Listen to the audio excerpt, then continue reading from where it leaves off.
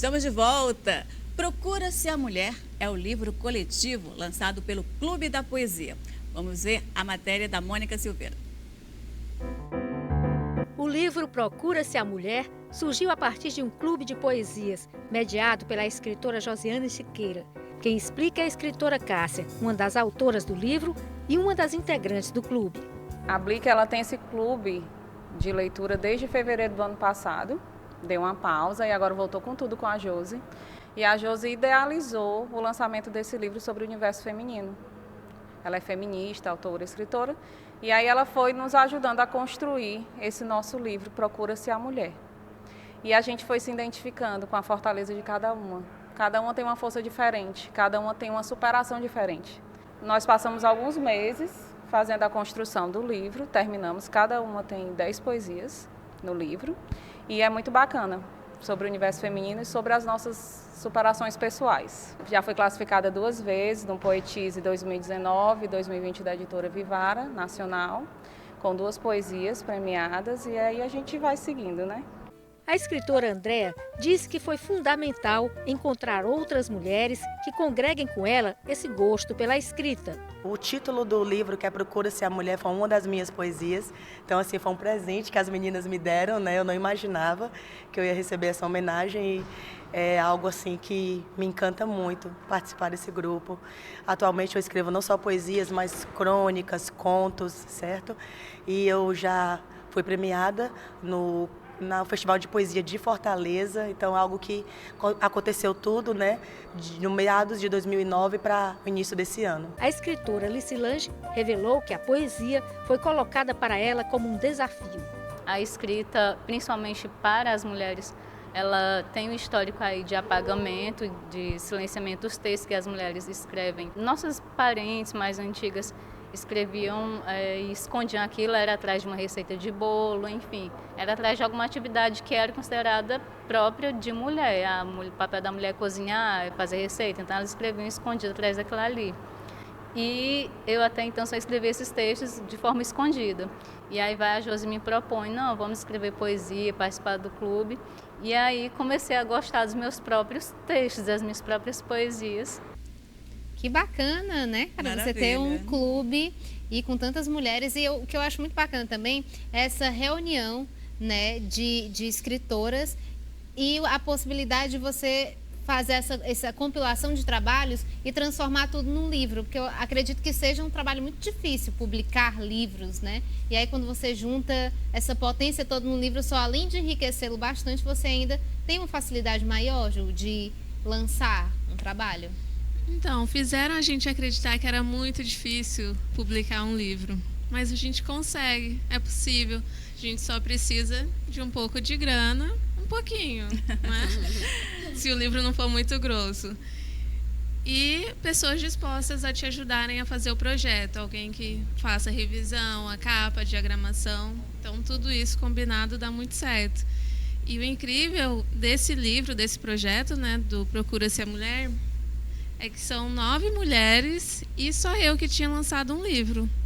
Então, são 8 mulheres estreando. Estão estreando na literatura. Na literatura com essas poesias. Maravilha. Graças a um projeto coletivo, né? Isso, graças a um projeto coletivo, esse clube de poesia da Blicker Café, né? Que eu medio desde junho do ano passado. Mas ele tem mais tempo do que isso, né? Sim, ele já aconteceu em outros momentos, mas a mediadora saiu. Aí quando eu voltei, no meio do ano, né? A gente retornou. Né? E como é que funciona, Jô?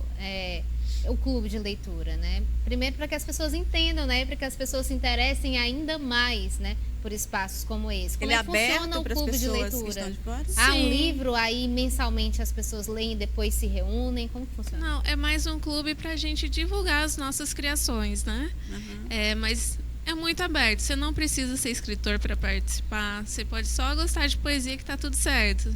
Se você quiser levar textos de outras pessoas também.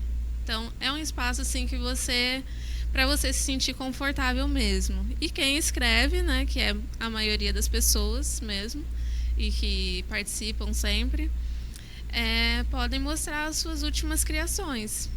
Quais são os dias? Sempre no domingo, às 4 horas da tarde, né, lá na Blicker Café, na Aldeota. A gente tenta fazer sempre no primeiro domingo do mês também.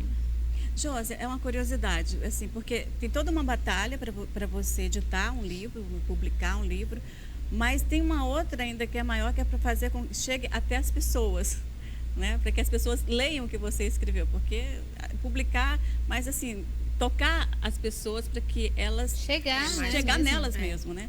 Vocês têm algum trabalho para proporcionar isso, para divulgar esse É um trabalho de formiguinha mesmo, ainda mais para autores independentes, né? Porque esse livro é todo independente, a gente não contou com a ajuda de nenhuma editora, né?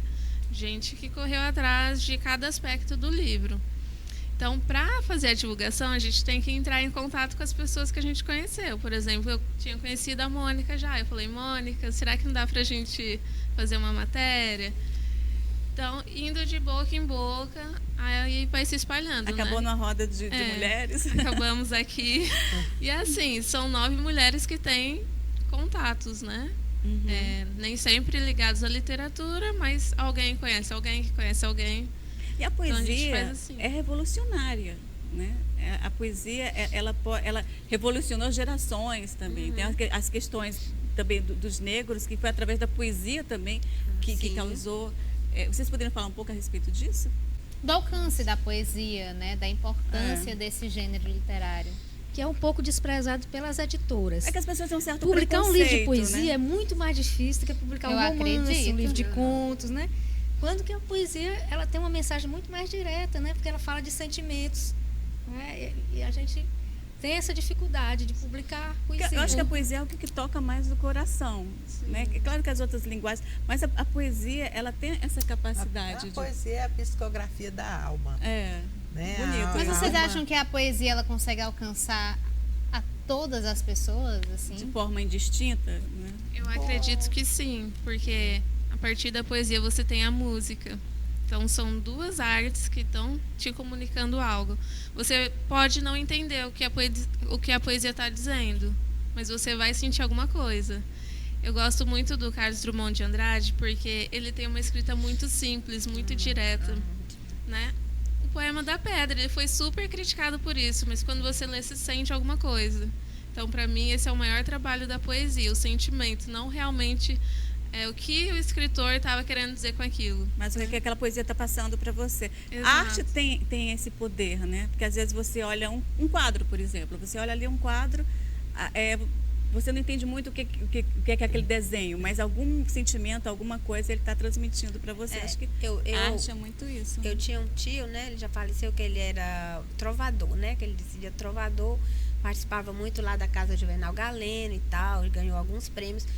E ele falava assim, que a alma poética, você nota, até assim, você andando no meio da rua e de repente você vê um pedaço de vidro quebrado num canto do asfalto e o sol batendo, sabe? Se você tem aquela alma poética, dali você já consegue soltar um poema, falar alguma coisa bonita, aquilo dali já vira de repente um diamante, entendeu? Então, assim, eles que a alma poética nas mínimas coisas da vida que você vê no dia a dia, você transforma, né? Diz que a poesia está em tudo, né? Ela está no teatro, ela está na pintura, ela está na música, como a Josi falou. A poesia faz parte de tudo, né? A arte maior da literatura. Eu podia até chamar de alma empática, né?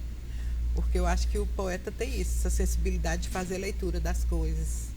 E eu lembro até, a gente falando nas situações de mulheres e tal, eu lembro que eu parei de escrever muito tempo quando eu fui casada a primeira vez com o primeiro marido, porque ele era uma agressão para mim. Ele abria, fuçava todas as minhas agendas, ele queria saber para quem eu escrevia, o que eu estava escrevendo, eu estava falando de quê. Então, eu parei de escrever.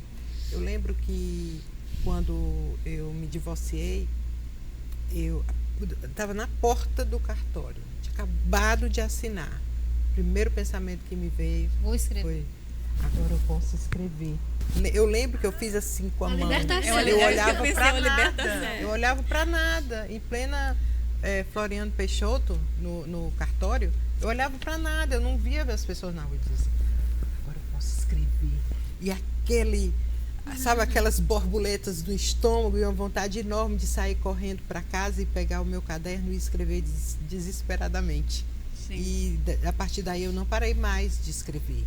Muito bacana, né? Como é libertador. A Cadantas, inclusive, né? Ela já participou de um programa com a gente. Um dos primeiros, não foi, Lana, que a gente estava gravando? E ela falou sobre isso, né? Sobre como o processo de escrita foi também libertador para ela, dentro do processo daquele livro dela de abuso, né? Boca do Cachorro Louco. Que exatamente ela conta o processo dela, que ela passou de violência junto com o companheiro que ela estava no período, né? Então ela contou através do livro e para ela foi como se estivesse momento de libertação, fosse uma libertação ali. O livro, eu acho que a poesia liberta. Liberta e é uma terapia também, né? No meu livro, eu escrevi sobre alguns assuntos que me incomodavam demais, do tipo, não consigo dormir porque eu estou pensando em algo que aconteceu lá em 2005, sabe? Uma coisa... E eu não conseguia dormir, que tinha a ver com machismo. E escrevendo, essas coisas param de te incomodar tanto. Então, mesmo que você não tenha pretensões, né, de lançar livros e se chamar de escritor, escreva. E hoje as pessoas utilizam muito as redes sociais, né? Escrevem um textão ali, falando coisas realmente, por exemplo, uma amiga que sofreu um assédio durante um carnaval, no Instagram, ela escreveu sobre isso e você lendo aquilo ali, você sentiu a raiva que ela sentiu, você sentiu a libertação que ela sentiu quando ela conseguiu dar uma volta por cima ali da situação, sabe? Então, eu acho que até as redes sociais, tipo, não sou escritor, mas até nas próprias redes sociais, as pessoas têm mostrado, muito as redes sociais para exatamente fazer essa criar empatia, mostrar essa escrita e criar empatia. Mas eu gostaria de saber como o teu processo criativo, como é que ele ocorre? Vixe, essa pergunta é difícil. Inclusive é uma pergunta que a gente tem que responder hoje, né, para o curso que a gente está fazendo juntas, da Ana K. Um abraço para a Ana K. A Ana K também esteve junto com a gente no programa, que ela é da editora, aliás, que é uma editora que dá força, ajuda exatamente a questão feminina, só publica mulheres. O processo criativo às vezes a ideia vem, às vezes ela não vem. E quando não vem, e você estabeleceu uma meta de que você quer escrever, porque escrever todo dia te deixa cada vez melhor, né? Então, quando a ideia não vem para mim, eu faço um brainstorm. Então, começo a escrever no papel tudo que está me vindo à cabeça. E é como se fosse uma mágica, na verdade, porque aí aparece uma poesia, aparece um conto. As letras vão se organizando. Vão se organizando ali, às surge vezes, um até tema, no dia a dia, dentro de um ônibus, alguma coisa assim, aí aparece você vê aqui de fora, né, de dentro da janela, alguma coisa acontecer, você anota, aquilo dali já começa a criar ideia. Vocês são daquelas que acordam no meio da noite? Eu tive uma ideia e já pega o caderninho e já vai anotando? Pronto, eu tenho tá agora para sair numa antologia, Déjà Vu, o nome da antologia, tá para sair um conto que eu mandei, né, aliás, uma poesia, que é um sonho que eu tinha recorrente, muito tempo, há muitos anos, né? E aí eu tive esse sonho mais recente e eu acordei de noite e aí eu me lembrei também que ia ter a história da antologia e disse assim, eu vou escrever já sobre esse sonho. E comecei a escrever. E aquilo para mim foi libertador, porque eu nunca mais sonhei com isso, entendeu? E tá agora para sair aí, se Deus quiser. Como disse, às vezes é terapia também. Isso, eu compartilho muito disso que ela falou. Depois você escreveu, você esquece aquilo. Tipo, curou. O programa tá acabando, mas eu queria só fazer uma perguntinha bem rapidinha, né? Porque eu acho que é uma curiosidade das pessoas, né? Porque, tipo, a gente tá falando de leitura, de clube de livro e tal. Mas como vocês, rapidamente, óbvio, né? Começaram a escrever? Porque eu acho que tem um momento que você olha pro papel e diz... Acho que eu posso arriscar alguma coisa? Começa assim? Ou começa você arriscando? Eu lembro que quando... Não sei, acho que eu tinha uns 15 anos. Eu e uma amiga escrevemos juntas num caderno grande, um grande livro. E a gente contava as coisas que acontecia com os nossos amigos. E aí, todo final de semana, quando ela ia lá para casa, ela fazia a contribuição dela. E quando não estava em casa, eu mesma fazia. Depois fiquei pensando, nossa, isso ali era um livro. E eu nunca continuei aquilo, né? O meu processo de leitura, ele vem desde a infância. De escrita, na verdade. De leitura, porque primeiro se lê para depois escrever, né? Desde a infância e comecei a escrever muito cedo, acho que 8, 10 anos já escrevia coisinhas. Parei de escrever na época que eu fui casada e depois do divórcio voltei a escrever, não parei mais. Eu escrevo todo dia. Eu escrevo de conversar aqui. Eu escrevo porque eu gosto de escrever, porque sinto necessidade, e eu acho que na escrita eu consigo dizer para o papel o que eu não conto para você. Que muitas vezes eu termino de escrever, quando vou ler, eu já disse coisas até que nem eu mesmo sabia. Então eu me descubro a cada vez que eu escrevo, e nessa busca eu escrevo cada vez mais para me conhecer cada vez melhor. Muito maravilha. Eu digo que eu não é que eu comecei a escrever, eu comecei a reescrever, né? Porque, na verdade, eu, criança, adolescente, sempre gostei de ler e de escrever, né? E eu tinha muita coisa de adolescente e tal, que estava tudo lá estocado na gaveta, que a gente começa a trabalhar, né?